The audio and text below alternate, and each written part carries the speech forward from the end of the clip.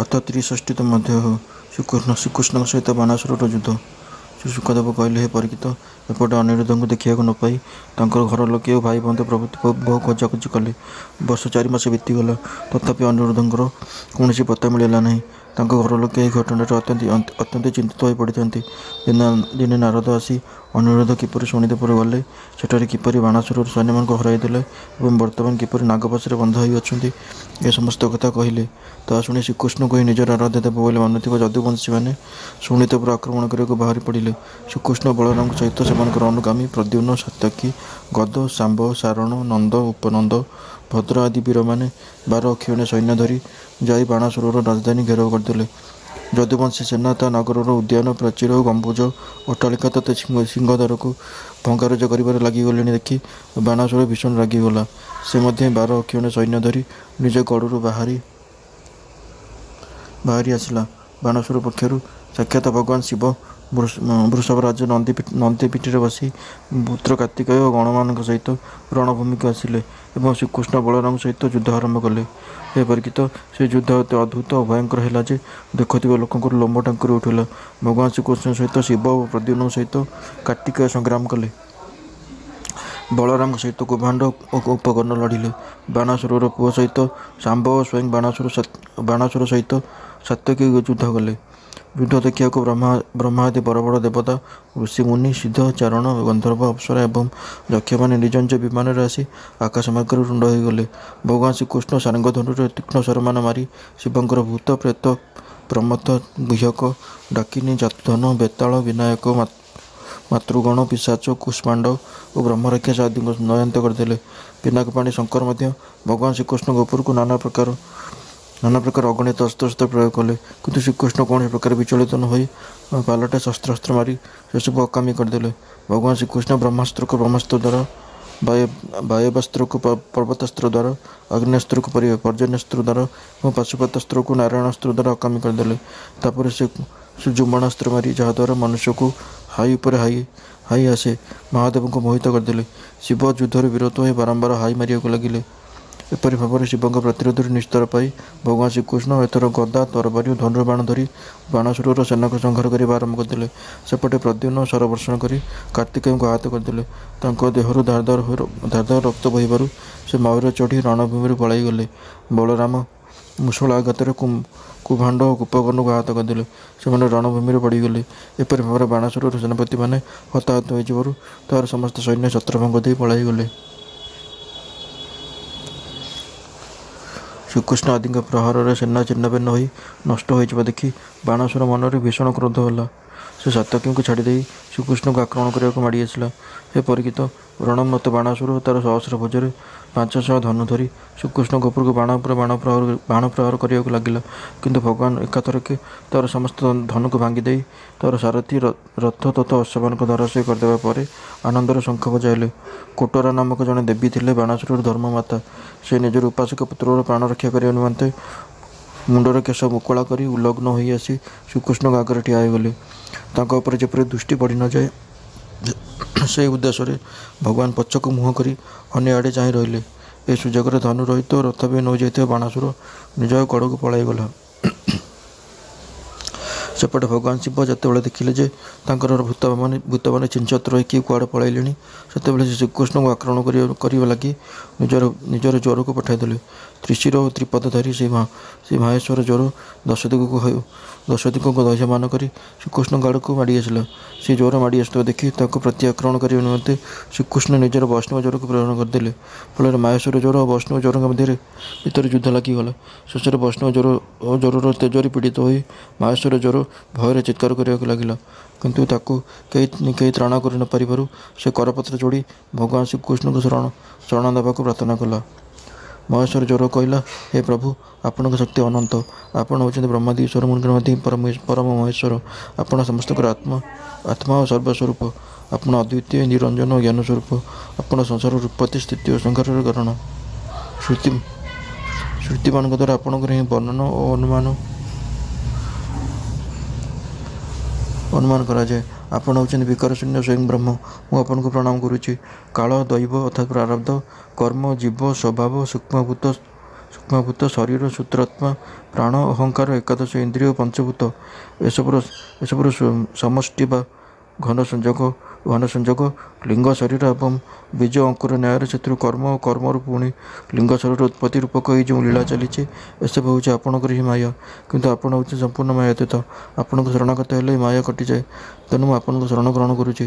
ହେ ପ୍ରଭୁ, ଆପଣ ଲୀଳା ଛଳରେ ଅନେକ ରୂପ ଧାରଣ କରନ୍ତି ଏବଂ ଦେବତା ସାଧୁଙ୍କ ତଥା ଲୋକମର୍ଯ୍ୟାଦାକୁ ପାଳନ କରନ୍ତି। ତା ସହିତ ଆପଣ କୁମାର୍ଗଗାମୀ ତଥା ହିଂସ୍ର ଅସୁରମାନଙ୍କୁ ସଂହାର ମଧ୍ୟ କରନ୍ତି। ପୃଥିବୀର ଭାର ଲାଘବ କରିବା ନିମନ୍ତେ ହିଁ ଆପଣଙ୍କର ଏହି ଅବତାର ରହିଛି। ହେ ପ୍ରଭୁ, ଆପଣଙ୍କର ଶାନ୍ତ ଉଗ୍ର ଓ ଅତ୍ୟନ୍ତ ଭୟାନକ ଦୃଶ୍ୟ ଓ ତେଜସ୍ୱୀ ଜ୍ୱରରେ ମୁଁ ଅତ୍ୟନ୍ତ ସନ୍ତପ୍ତ ହେଉଛି। ହେ ଭଗବାନ, ଦେହଧାରୀ ଜୀବମାନେ ଯେପର୍ଯ୍ୟନ୍ତ ଆଶାର ଜଲରେ ବାନ୍ଧି ହୋଇ ରହିଥିବାରୁ ଆପଣଙ୍କ ଚରଣକମଳ ଶରଣ ଗ୍ରହଣ କରନ୍ତି ନାହିଁ ସେ ପର୍ଯ୍ୟନ୍ତ ସେମାନଙ୍କର ତାପ ସନ୍ତାପ ରହିଥାଏ। ଭଗବାନ ଶ୍ରୀକୃଷ୍ଣ କହିଲେ, ହେ ତ୍ରିଶୂର, ମୁଁ ତୁମ ଉପରେ ପ୍ରସନ୍ନ ହେଲି। ଏଥର ତୁମେ ମୋ ଜ୍ୱରର ଆକ୍ରମଣରୁ ନିର୍ଭୟ ହୋଇଯାଏ। ଜଗତରେ ଯେ କେହି ଆମ ଦୁଇ ଜଣଙ୍କର ସମ୍ବାଦ ସ୍ମରଣ କରିବ ତାର ତୁମ ପ୍ରତି କୌଣସି ଭୟ ରହିବ ନାହିଁ। ଶ୍ରୀ ଶୁକଦେବ କହିଲେ, ଭଗବାନ ଶ୍ରୀକୃଷ୍ଣ ଏପରି କହିବାରୁ ମହେଶ୍ୱର ଜ୍ୱର ତାଙ୍କୁ ପ୍ରଣାମ କରି ଫେରିଗଲା।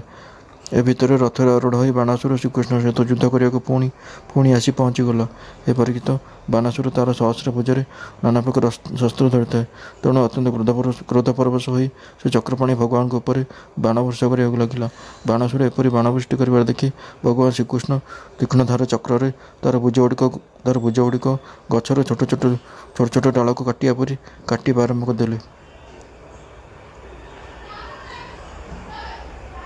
ବାଣାସୁରର ଭୁଜଗୁଡ଼ିକ ଏପରି କଟାଯାଉଥିବା ଦେଖି ଭକ୍ତବତ୍ସଳ ଭଗବାନ ଶିବ ଚକ୍ରଧାରୀ ଭଗବାନ ଶ୍ରୀକୃଷ୍ଣଙ୍କ ନିକଟକୁ ଆସି ସ୍ତୁତି କଲେ। ଭଗବାନ ମହେଶ୍ୱର କହିଲେ, ହେ ପ୍ରଭୁ, ଆପଣ ହେଉଛନ୍ତି ବେଦମନ୍ତ୍ରମାନଙ୍କର ତାତ୍ପର୍ଯ୍ୟ ରୂପରେ ପରିଚ୍ଛନ୍ନ ରହିଥିବା ପରମ ଜ୍ୟୋତିସ୍ୱରୂପ ପରମ ବ୍ରହ୍ମ। ଶୁଦ୍ଧ ହୃଦୟ ମହାତ୍ମାଗଣ ଆପଣଙ୍କର ଆକାଶ ସମ ସର୍ବବ୍ୟାପକ ଓ ନିର୍ବିକାର ସ୍ୱରୂପର ସାକ୍ଷାତକାର କରିଥାନ୍ତି। ଆକାଶ ହେଉଛି ଆପଣଙ୍କର ନାଭି, ଅଗ୍ନି ଆପଣଙ୍କର ମୁଖ ଓ ଜଳ ଆପଣଙ୍କର ବୀଜ, ସ୍ୱର୍ଗ ଆପଣଙ୍କର ଶିର, ଦିଗମାନ ଆପଣଙ୍କର କର୍ଣ୍ଣ ଏବଂ ପୃଥିବୀ ହେଉଛି ଆପଣଙ୍କର ଚରଣ।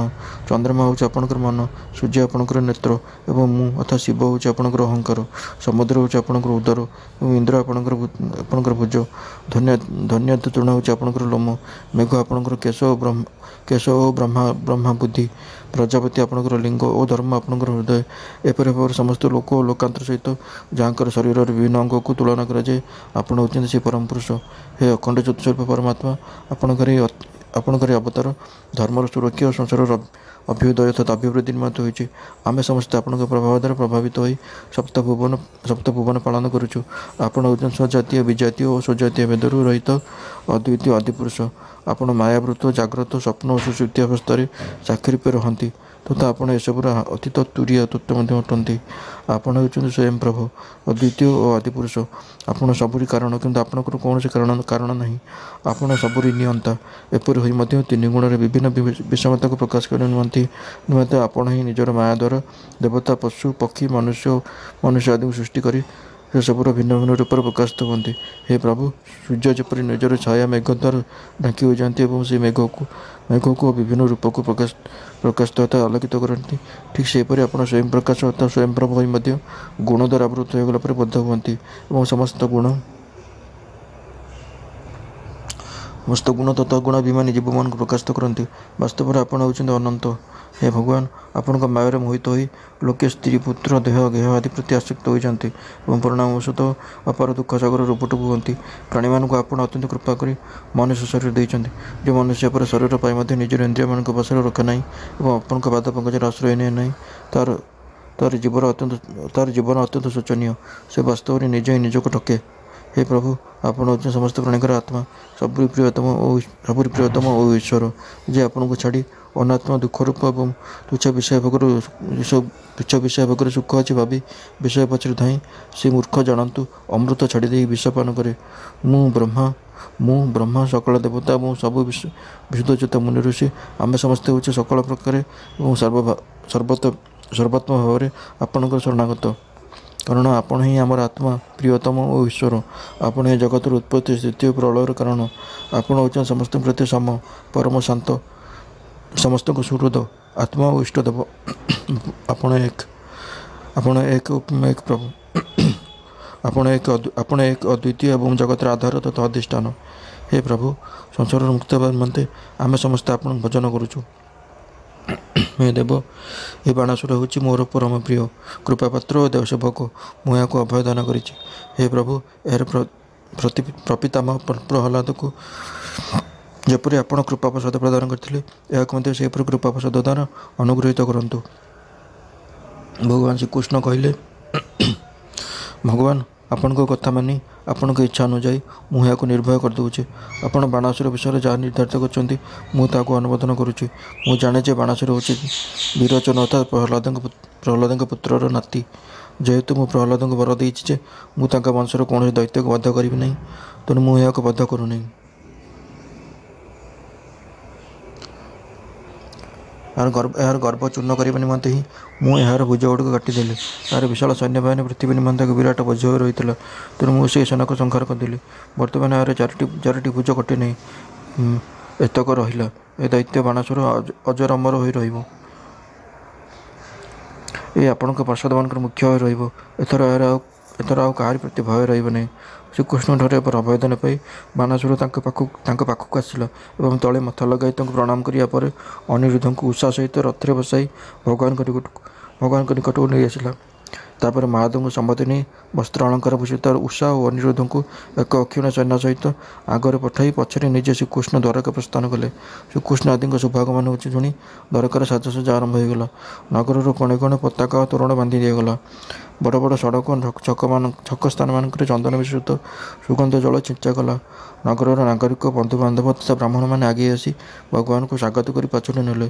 ସେତେବେଳେ ଶଙ୍ଖ, ନାଗରା ଓ ଢୋଲ ଆଦି ବାଦ୍ୟର ତୁମୁଳ ଧ୍ୱନିରେ ନଗର କମ୍ପି ଉଠିଲା।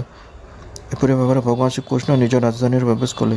ହେ ପରୀକ୍ଷିତ, ଯେଉଁ ଲୋକ ପ୍ରାତଃକାଳରେ ଉଠି ଶିବଙ୍କ ସହିତ ଭଗବାନ ଶ୍ରୀକୃଷ୍ଣଙ୍କର ଯୁଦ୍ଧ ଏବଂ